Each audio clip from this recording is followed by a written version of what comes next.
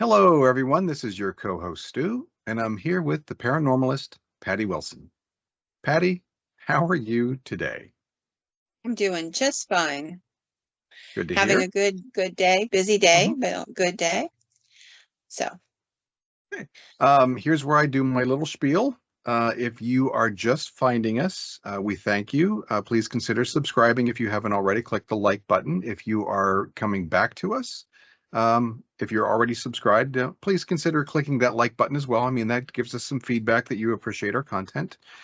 Very recently, we've gained, I think in the last month, we've gained, I think probably 10 or 12 on YouTube, and I think maybe half that many on Rumble, but we're doing pretty good. And on the Spotify side of things, the audio platform, it looks like we have a typical monthly listenership of around 500, 550, which is pretty good. So, if you haven't already checked out our Facebook groups, please check those out. The links will be in the description below, as is a link to our email address, to our link tree, which is one page that basically has everything, including Patty's books on Amazon and buy me a coffee. Again, no obligation. I buy my own coffee as it is. So I don't really need any help in that regard. But if you wanted to say thank you for some of the content, we would certainly appreciate that. So with that, what is our topic today? paranormal news.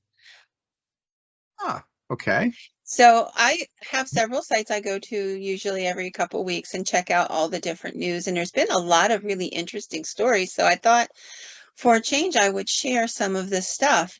UFOs seem to be really popular right now. Of course, there are the Senate hearings going on in the United States on UFOs, discussing all of that. And there's lots of different opinions on what's going on. But I thought I would share some of the news stories that are happening that people aren't really talking about, but they're fascinating stories. So our first stop's going to be Canada. So in a press release from Canada, they recently announced that the Canadian police retrieved wreckage of a downed octagonal UFO. Wow. So we're going to talk a little bit about that, go through the story, and do some more of these stories because these are stories that don't, like, they get on the internet, but unless you know where to go to find these websites, you don't hear these stories. And these are really fascinating. So in February of 2023, a F-16 fighter jet flying over Canada shot down a UFO. And they described it, he actually launched two missiles at it, and he described it as octagonal with strings hanging off of it. And Hmm. the wreckage was eventually found in Lake Huron in Ontario. The wreckage took a while to get it. It's the Coast Guard, from the Canadian Coast Guard, and the Royal Canadian Mounted Police worked together, and within days were able to do this. They found the site for the wreckage, but then the weather got bad because it was February, so bad weather, and they had to Canada. wait. Yeah, it's cold, so they had to wait. So the wreckage was eventually found, and it was a module that was collected about 3 weeks later when the weather broke. The module was found to have been manufactured somewhere in the world, and it was sold as part of weather equipment, but it is unclear that it is actually the thing that was shot down. So the Royal Canadian Mounted Police are saying that they think this was not the object that was shot down. It doesn't fit the bill, and it is not the size of what the F-16 fighter jet reported. So they're not sure that this is it. And also, whatever this weather thing was, this weather device, it wasn't shot down. So they're still looking for the debris. They're arguing that there's got to be another debris site on Lake Huron. And I just thought it was really interesting, and it was a good example of how things get a little muffled in these cases. Now, the United States has apologized for shooting a thing that was in Canadian airspace, which might also be Whoops. something inhibiting this. And it looks like there are parties on both Canadian soil and American soil that would like this whole thing to go away. So they're kind of dumbing it down. But the original reports and the F-16 fighter jet, which also gave the report to the Canadian airspace, all describe something vastly different from a weather balloon. And I have to tell you, as we in the United States have heard 150,000 times, it was just a weather balloon. It's an old story. I find it interesting because, as far as I know, and I'm sure somebody will correct me if I'm wrong, the fighter pilots cannot just release munitions willy-nilly. They have to get clearance. Yep. So like I said, there's so much about this story that just smacks of cover up. First of all, why was an F-16 fighter jet in Canadian airspace? Canadian airspace had to be aware of it and have most likely okayed it. Mm-hmm. And then, as you said, there had to be an okay for them to discharge 2 missiles. And there's just like from end to end, it just smacks of we're going to cover this up. So if anybody out there who's really interested in the subject wants to take the time to look into it, this is a story that's going to develop over the course of years. It's not going to be months, it's going to be years. And what will happen is 10 years from now, somebody will come out, either a whistleblower or in order to distract us from some other story, they'll release that this is what they found years ago. Because that's how they play this game. Yeah, and unless, I mean, there are a lot of people in the UFO community who are impatiently waiting for full disclosure. So unless that happens previous. And you know what, I find it fascinating that, and this is anybody that's been in the Bigfoot UFO community in that paranormal world, you know for a fact that they don't tell you anything unless they want to distract you from something else. It is a time-tested story. So anytime I hear this stuff coming out, like they did the Tic Tac videos of the fighter jets, you know, with these little Tic Tac things that were moving on the screen. And everybody was like saying, oh, I'm so amazed by this. I'm so in awe. And I was like, there's something else that's bigger than this that they don't want us to know about. That's just how the government works. It always has, and it probably always will. I don't think that they're ever going to give the full disclosure unless they do it as something to distract us again. And I don't have any faith whatsoever in government agencies telling the truth. Sorry, just don't. Because I've seen it for my whole 60 years of my life. So, you know, why would I suddenly think they're all going to be on the up and up? And every so often there is somebody who tries to tell the truth and then bad things happen to them. You know, they lose their jobs or worse. So that's my personal opinion. We're going to move on to another one from over Michigan. So this is a story that recently, actually, the date on it was this past week, so this past Friday. Oh. So a week ago Friday, okay? So this story's about 9 days old. There were sightings of an anomalous object centered on the Gizon Parkway in Byron Center, Wyoming area of West Michigan. It was spotted by a large number of people. The witnesses took to social media and began to share photographs and to share what they had seen. Interestingly, it was described as a large black object, roughly the shape of a triangle. It did not resemble any kind of known drone or helicopter or any other aircraft. People speculated it might be part of some sort of a giant kite, but nobody has any information on anything that looks like that. It was weird. This one person said her name was Melissa Balaninsky, and I apologize if I messed that up, ma'am. And she said it was weird. The size was big, and it just hung there in motion, you know, immobile in the sky. Another witness, Aaron Adamchek, noted that his group of friends watched it from the Pines Golf Course in Wyoming 15 minutes straight, and no one was able to figure out what it was. That's a long observation window. Yeah, and on a golf course, you'll get the marshal after you for slow play. Yeah. You know, so anyhow, you know, it just think about it. So the interesting thing is that whenever Kent County's Sheriff's Office was contacted to ask about reports, they said they had not received any single report. And yet on social media, dozens upon dozens of people reported that they, and large parties of people, so like, groups of people on the golf course, cars pulled over and were watching it, and they all reported on it on social media, but either nobody decided to call the police or something else is going on. But it's very recent in nature. I guess the major media only wants to cover. It's going to sound funny. They're going to want to cover the cover-upable events. Yep. Mhm. Yep. And for those who are not aware, I'm going to tell you a story. To this month is the 50th anniversary of something called the Carbondale sighting in Pennsylvania. So Carbondale was a little town Mhm. in a mining community in Pennsylvania, I think out around Scranton, I believe. Mhm. And in Poconos 1970, area. Mhm. yeah, in 1974, it was November of that year, three teenagers claimed that they saw a whirling red ball plummeting from the sky into the Salem Mountain area and crashing into what's a silt pond from a local mine. They were not the only people to see it, although they're the ones that really did report it first. The police officers were then called to investigate, and they discovered that the pond had begun to emit a glow as if there was something lit underneath it and the water was literally glowing. This glow continued for 9 hours. That's important to the storyline.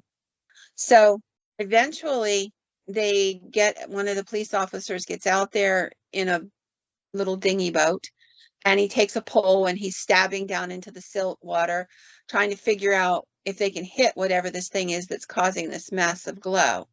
Now, here's this thing that makes this story interesting. They pull out of the water one of those little lanterns that you would use in a coal mine.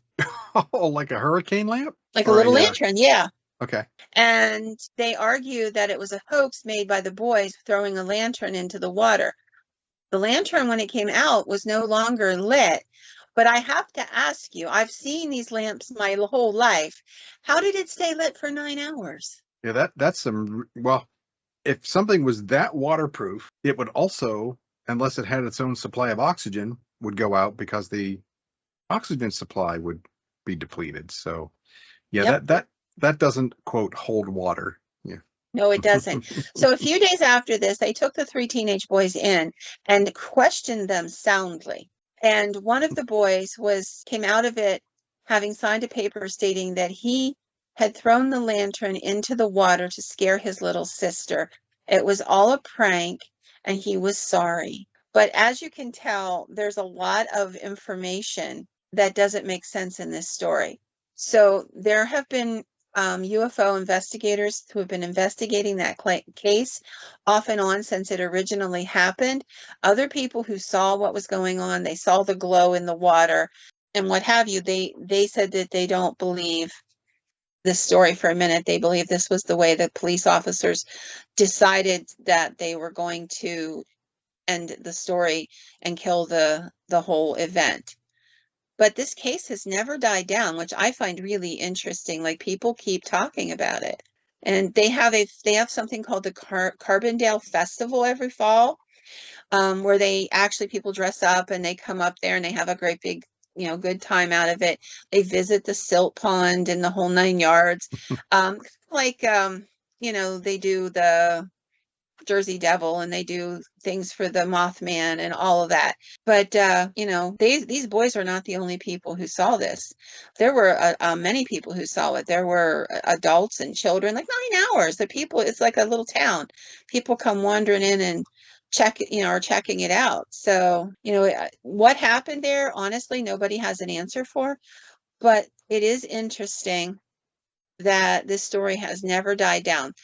The other two boys have stated their whole lives that they saw what they saw. Well, the interest probably hasn't died down because people can smell a cover up. See, I think that's the truth of it. I think Hmm. there's something, I don't know what the something is, and I'm not Hmm. telling you it's a UFO from outer space or anything like that. I just know something about that story smells hanky because I can't throw a lantern in the water and it go for 9 hours and light up a silt pond. That doesn't make sense. It just doesn't. Like I said, I've seen these lanterns my whole life. They aren't gonna work underwater. Mhm. Well, the only thing that would potentially be like a carbide lamp, Hmm. but 9 hours, yeah, I have my doubts. Yeah, so do I. Mhm. So I just thought I would share that because it is the anniversary and it's one of those stories that just isn't not it isn't going to die. It's been 50 years and they're throwing parties now. So it isn't going to die. So one of the things I thought was interesting is and I've heard versions of this, but for some reason the poisoned dress, it's an old urban legend. So there's various forms of it. It doesn't have to be a dress. Like somebody buys something at the secondhand shop and they put it on, and it turns out that it's been soaked in some sort of a poison or something, and it makes them ill. So but Okay. So, it's that kind yeah. of a thing. It's called the Okay. poison dress. Mhm. A lot of people call them the white dress legends, but I always heard it as the poison dress legends, and these are all over the United States. But one of them recently made its way back into the press, and I thought I would share. So this story is about a young girl in her teenage years, and she's invited by her boyfriend to go to a dance. She doesn't have much money. She doesn't, and I have to tell you, anybody who's ever had to gig out a girl for a prom or something, like they lay out a massive amount of money. It's almost like getting married. The dresses are $400 and you got to get your hair done and you need, it's just crazy. So there are programs around for girls who don't have a lot of money, to be able to get a dress for a couple dollars or maybe even for free. So and I know that there's lots of those programs in the central part of the state where we live, which is Pennsylvania, where they can go and people donate their prom gowns, and they have this weekend where they would go to maybe it's a local church or a local school or even a dress shop that's hosting it, and they will donate their services to help alter clothing to make them fit right, and the girls can try on all these different prom gowns and purchase them for like $5 or even for free if they can't afford that. And so this is one of those stories. So this is where this young lady went. Her mother had suggested she might want to do that. And so she decided to see if she could go to a pawn shop or rent a dress or do something to get it. And she found this really beautiful satin evening gown. And she, took her daughter with her, and her daughter thought it was absolutely gorgeous, this beautiful white dress, white satin. And she looked really nice in it, and it wasn't very expensive. The people let her have the dress. She got all dressed up at the night of the party. She got her hair done. She went with her friend and her boyfriend, and she looked really nice. Everybody thought she looked really nice in the dress, and it was a beautiful evening. She had the time of her life. But as the evening wore on, she suddenly started feeling a little sick and dizzy and a little faint. And she finally asked her boyfriend if he could just take her home. She wasn't feeling well. And it was kind of, regretful because she was having the time of her life. But he took her home and told her mom. She said she's not feeling well. Maybe it was too much activity or too hot or she ate something. I don't know. But I think she needs to lay down. So she laid down on her bed, and her mom said, come in and talk to her and covered her up and told her I'll check on you in a little while. Well, she checked on her first thing in the morning and found her daughter was dead. Oh. Of course, her mother calls for help, and eventually a autopsy was done. And according to the autopsy, there were chemicals on the dress that were poisonous. And as the girl sweated Mm. and rubbed it across her skin as she was wearing it, she released the chemicals and her skin absorbed them, and that's what killed her. And that is the basis for the ghost story of the white girl in the prom, the white dress girl in the white prom gown. And that story makes it circle every so often. It's been about 10 or 12 years since I've heard it, and it's apparently making its circle right now. So they brought this story out of mothballs, so to speak, to share it. And I thought, well, interestingly enough, it's turned up in to be a popular story this year. So I thought I would share that with everybody. So the next story is It is about thunderbirds. I don't know how else you would call them. Thunderbirds, Okay. Hmm. flying serpents, but they basically become thunderbirds. So this article is from November 13th of this year, so it's very recent, but it's looking back at stories. So in the 1880s in the Colorado desert, there were stories of trains going down the tracks there being attacked by what they called flying lizards. These were not, they don't look like birds in the sketches they have here. This thing has a long body. It looks like it has wings, but almost like a serpent, a snake. It's got a long tail and the whole 9 yards, legs and wings. And it's got to be 20 foot or more wingspan. Judging from if the proportions are correct on the size of the train, it's long enough its wings span the length of a train car Okay. to kind of give you some proportions for it. And supposedly in the desert, these stories started. This was a startling attack. I'll read this section to you. A startling attack on a Southern Pacific Railroad train near Dos Palms, California, an express attacked by a flying serpent, and the passengers firing at the serpent with revolvers. This is from an illustrated police news magazine in March 18th of 1882. So apparently this story actually, was reported in the magazine for the police, departments. And it talks about, it was going across the train was going across the Colorado desert, on a trip from Yuma to Los Angeles. And at Dos Palms, they paused at a watering hole, obviously to pick up water for the steam engine. Hmm. And they gazed out of the window and saw something unsettling. A half mile ahead, what looked like a column of sand was slowly moving from east to west. It is only a short distance from the railroad track and was traveling at a pace that they calculated would make it meet the train and collide with it within minutes. And they describe it as a bird or snake or whatever it was, approximately, they estimate 30 feet long. The passengers were terrified by the sight and pushed their heads out the window to look, while men on the train pulled revolvers and began to shoot at it. This would have been an isolated event if not for the fact that the Los Angeles Times had a reporter who happened to be on that same South Pacific train on January the 17th of 1882. And the story was relayed to him by the engineer and the fireman who corroborated it and other passengers on the train when it arrived at Los Angeles at 8 that night. They said that they saw a flying snake reach the track and swiftly moving its tail clipped a portion off of the top of the train. Again, they described an enormous serpent, and it flew after the steel it knocked off. The angry animal overtook the locomotive in moment, striking from a position of safety above, and gave the train a lively thrashing, roaring like a cow in distress all the time. Women and children screamed. The beast shattered windows in the onslaught, and the serpent then pulled back and flew off. Given a moment to recover, several of the passengers holstered their pistols and unholstered their pistols and began to shoot at the beast from the damaged windows. The bullets, if they hit the target at all, had no effect as it moved back across the desert. This was vouched for by everyone on the train and is given for what it is worth, said the Times.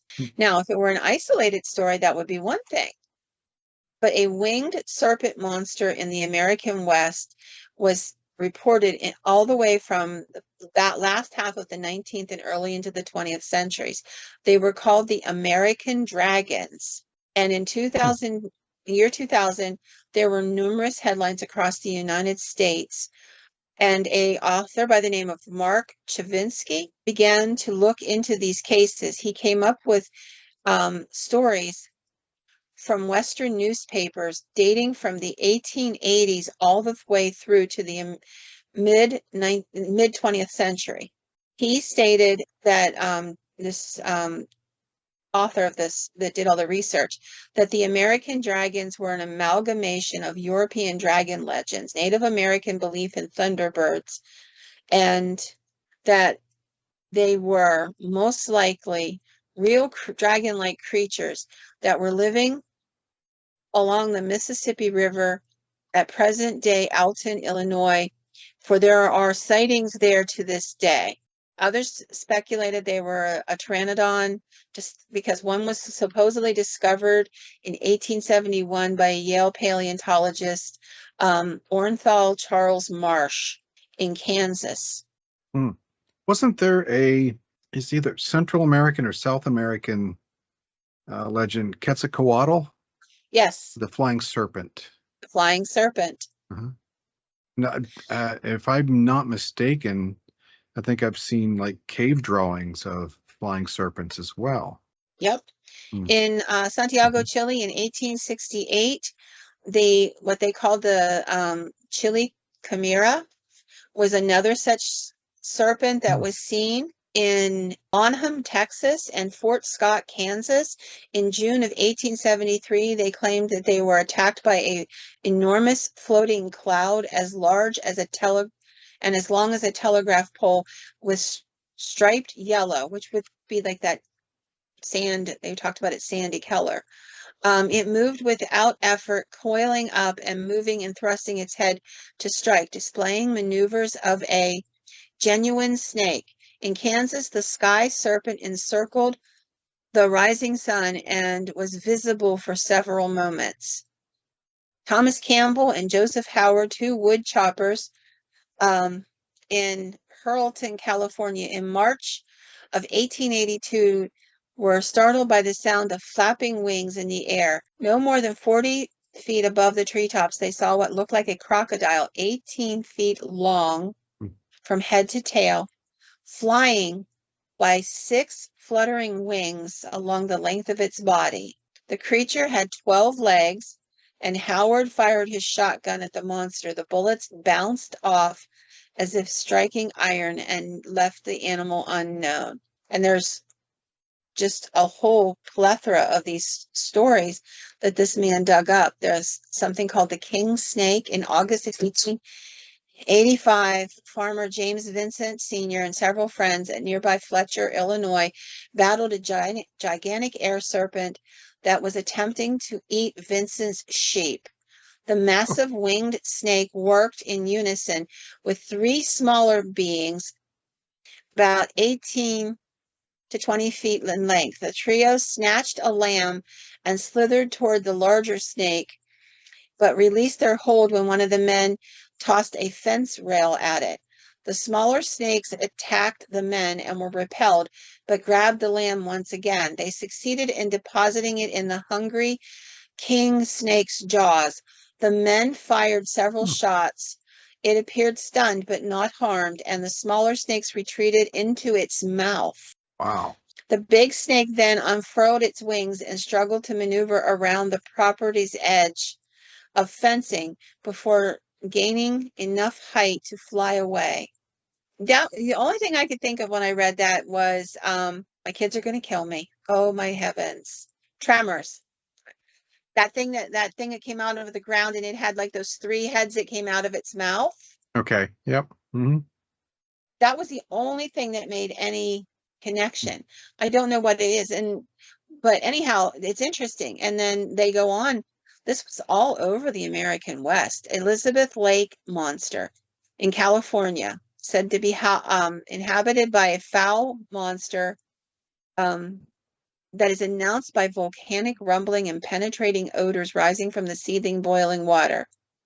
And it describes it, it's reddish in color with a long snout, crooked row of jaws, of jagged yellow fangs. It sports enormous bat wings, long hind legs, and barbed tail. A shaggy yellow mane hung from its head and neck. Its eyes are green, the size of dinner plates, gleaming with fire. And they go back and they talk about different people who've seen it, how it would come out of the water. It was seen killing 3 cattle and 1 hog over the course of a month. And then it says Peter Simpson, an immigrant from Nevada, was camping on the upper end of the lake on June 15th of 1886 when the monster gave him and his family a rude awakening. The beast lifted their wagon and carried it 20 yards and dropped it into the plain, wrecking the wheels and sending the cattle off in panic. The monster then attacked and bit clean through an antelope with its horrid jaws. Gun in hand, Simpson followed the beast and took a shot, but the bullet rebounded off of his hide. Simpson later recovered a few round, semi-transparent scales about the size of dinner plates, reddish and glazed in what looked like ground glass. Carrying the freshly mutilated antelope in its fearsome mouth, the monster rose into the air and splashed its wet down in the lake like a cannonball. Weeks after the news broke, the Los Angeles Herald competitively claimed its own amphibious lake beast had taken up residence and was eating the fish in Reservoir Number 5 of Los Angeles. And this goes on and on. Then, of course, I don't know how many people remember it. This is one of those weird dissident things. So when I was a kid growing up, I read Fate magazine. For those who don't know what Fate magazine was, at one time it was the periodical that came out. I believe it was always monthly. And it was a slick, sharp, looking magazine, well done, but it was all about everything weird in the world. So when I was a kid growing up, that was like I saved money to buy Fate magazine, okay? And Fate still exists, but in an altered form, not nearly as it used to be. But you can still buy the old episodes. They still sell the old magazines. Not so And as well known as, let's say, National Enquirer. well, in its own weird world, it was like the writers who wrote for that magazine, some of them were very intelligent men and women. I mean, obviously some of them were just people writing in randomly and what have you, but they had archaeologists and paleontologists and scientists and stuff write articles as well. It was interesting. And it was all about all that stuff. One of the things that literally hundreds and hundreds of people in the 1990s began to write to Fate magazine and say, I want to see a copy of the Fate magazine that has the Tombstone Thunderbird in it. Now, let me explain the Tombstone Thunderbird. I've seen this picture, or at least I would swear to the good Lord himself I saw this picture. There was a picture that supposedly was lifted from the Tombstone Weekly Epitaph. And it was a copy of it was published in Fate magazine, and it shows what looks like a pterodactyl. Okay, I'm looking at it right now. Yep. Okay, Yep. and a bunch of cowboys. Mm-hmm. Okay, with guns, and like they shot it down, and I think they have it nailed to the side of a barn, if I'm not mistaken. Well, they're holding it. They're holding up its wings. Yep. Yep. And that looks really pterodactylish. Yeah. It does. Mm-hmm. Fate magazine says they never published it. Mandela? But I'm telling you, yeah, Mandela effect. I'm telling you, there were hundreds and hundreds and hundreds of people who were writing in asking about it. Then Fate magazine posted in their magazine, hey, we never published any picture like this. And then more people were like, oh no, you did. I know you did. I saw it. Like, are we all insane? That's what they want us to believe. Apparently. Yeah. So it's an enigma wrapped inside of whatever, a mystery, because I can't honestly tell you that I didn't see it, because I honestly remembered seeing it in Fate magazine. Now you have to understand, when I was a kid, there weren't a whole bunch of magazines that had this kind of stuff. Like, this was the only one I bought. So if I saw it, that's where I saw it. There was no internet. So yes, people, I'm dating myself. I'm an old chick. But there was no internet. There were no other places to see it from. And if you think that sounds crazy, well, let's visit one more story. So a pair of pterodactyl-like creatures turned up in the swampland around Tulare Lake outside of Selma and Fresno, California in the summer of 1891. Witnesses described them as being featherless birds, 6 foot, with 6 foot wingspans, birds 6 foot long with 15-foot wingspans. They claimed that they had long bills or snouts like an alligator. Their teeth were visible as they flew and snapped their jaws. They emitted cries like swans. Their heads were broad. Their eyes were no less than 4 inches in diameter. And they were dining on ducks, mud hens, and farm chickens biting their prey in two. While wading in the water, they looked not unlike gigantic frogs, their folded wings appearing like large knobs on their back. They left tracks in the mud with footprints that appeared almost alligator-like, but a little more circular. Each foot had 5 toes and a large claw at the back, about 11 inches wide and 19 inches long.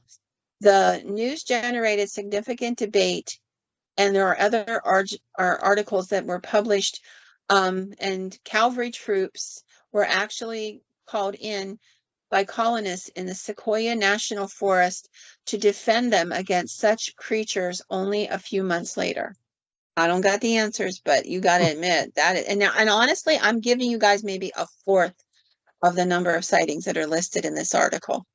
Only a fourth, but it's fascinating, isn't it? Yes. Yeah, I couldn't come up with something snappy, so yes. Yeah, yes. I mean, like there are literally 15, 20, 25 sightings listed here, and he just picked the best ones, not all of them. So my hat's off to this author because he did a great job of chronicling this.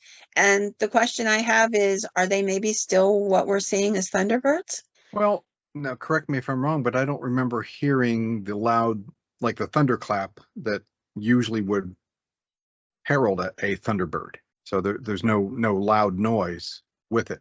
Yeah. Mm-hmm. But in South America in the 1940s, they killed a pterodactyl-looking bird. It actually is at a museum down there. So that's well beyond this time frame. So it's, I can't tell you it's a probability, but it's definitely a possibility. Something was still being seen in that time frame. We're talking late 1800s, and like I Mm-hmm. said, in South America, the bird that there's a really famous picture of a scientist who's a curator at the museum where the bird is on display, and the bird's been stuffed, and you can see it beside him, and it's as tall as a man. So crazier things have happened. So on November the 12th, Coast to Coast, anybody who loves the paranormal knows Coast to Coast, Mm-hmm. reported that in South Carolina, there was a sighting of a Bigfoot. Now, that doesn't sound totally insane, except for this is a pretty interesting sighting. So the police officer in South Carolina claims that he spotted what he believed to be a Sasquatch hunting deer on his family's property. The intriguing sighting was reported to a Bigfoot field research organization last week. The town of Pomeria, about dawn on November the 2nd, while sitting in a ground blind, that's where you would hunt for those who aren't hunters. Mm-hmm. The witness sitting there quietly, he heard a loud, deep-toned grunt and a stomp at the same time. When the deer hunter turned his attention to the direction of the odd noises, he was stunned to see a 7 to 7.5 foot tall, brown human-like shape walking through the brush. The witness went on to describe the mysterious bipedal creature as sporting a long brown hair, ape-like face, and long arms. Chillingly, the police officer said that he and the suspected Bigfoot sort of had a stare down, which lasted about 30 seconds. This is a quote from him, but it felt like forever before it turned and walked off. So said the police officer. Even though he was armed, he did not open fire on the creature and did not pursue it. He said he had no idea what to make of it. He's like, I'm just convinced it's a Bigfoot. I don't know what else to tell you. Due to his occupation, he was reluctant to attach his name to the sighting, but eventually stepped forward because he believed what he saw was a Sasquatch and that it was pursuing deer that morning, much like he was. I thought that was an interesting little story. And just because I did write a book called, Monsters in Mm-hmm. Pennsylvania, and I interviewed people who had encounters where they, as hunters, were watching these things hunting. They came across an area where they found Bigfoots, Sasquatch, whatever you want to call it, hunting. There's even a story in there about a deer kill that was found where a family was coming home from the 4th of July. I'll very quickly tell the story. Was coming home from the 4th of July picnic. It's late at night. They'd already stayed there for watch the fireworks and all that stuff. And so it's now like midnight, and they pull up in their car. They live out in the middle of nowhere in the woods, and they're offloading the hamper and the picnic stuff and what have you from the day. And all of a sudden they hear this really bizarre scream. It is unearthly. And then it's from behind their home. Then they hear another corresponding scream out in front of them, as though something's on the other side of them, on the other side of the road in the woods. And then another scream and another scream, and they're from all different angles. And they realize whatever's out there, there's more than one of them, and they seem to be surrounding them. So the dad whispers to the wife and kids, the two kids, I want you to drop everything when I say and run for the door. So then he yells, now. They drop everything on the ground and they just take off running, get in the house, lock the door. He grabs a gun and he's sitting there watching, and he can hear them screaming. And they're screaming back and forth as though they're talking. And then they take off running. Whatever these things are, crashing through the brush, he can hear them. He can see the trees bouncing as something's moving through this. And he's terrified. Then he hears this really high-pitched squeal, and he has no clue what it is, but it sounds like something dying. That was how he put it. So he waits up all night. He gets up in the morning with his wife and kids, and he tells his wife, he's like, I want to take a little walk out there in the woods. I want to see what was going on. Now, it had rained earlier the night before. So they go out there and they find this bizarre, I actually have the photographs from it, this bizarre sight. They have a deer, and its front leg is caught in the crotch of a tree as though to pin it. There's half the deer is there. The other back half is torn off, and all the innards are gone. And on the ground is a large rock with blood on it and hair. And correspondingly on the head of the deer are wounds where the rock struck the animal. It looks like they hunted as a pack, chased down this deer, caught its front leg in the tree so it couldn't run, beat it to death, and then tore it in half. And when you look at it, it's torn in half. Now, one of the things that makes this story bizarre to me is that this happened in July. Should have been maggots and flies everywhere the next day or the day after. They call a Bigfoot group in Pennsylvania who comes out. They find footprints. They literally trail cam the deer. Nothing touches this deer. Not flies, not small wildlife like you would expect a skunk or raccoon or something to come up and tear at it, right? Nothing will touch it. It desiccates in the heat and rots, but nothing touches it. It is interesting. So when I read this story, I thought, this is not, and I've heard many stories of deer being killed by Bigfoots that are hunting. So this guy very well could be right. So those are some of the stories that are in the news right now. And I just thought they were fascinating, and I wanted to share some of them. And, there are just a lot of really cool stories out there. You'd be so shocked to find out how many of these stories exist. There are literally sites out there that put out, 20, 30 stories a week that are in the news. Yeah. Some of them, there's one site I go to where there's probably easily 18 to 20 stories every week. And it's insane, how many of these stories are out there that we never get to hear. So I thought every so often I'm going to pop in and pull up some stories and share with everybody, because this is the stuff that's out there that we don't talk about very often. Like if you told somebody you believed in dragons, and they would say you were crazy and that they're a mythical creature. But I just read you a few of about 15 sightings of them that made the local newspapers in just one area. And there are stories from all over the world like that to this day. So with that said, I will end the stories for tonight. I hope everybody enjoyed them. And if you want to hear more news stories from time to time, please reach out and let us know. All right, then. I will say good night, and you get the last word. Good night, everyone.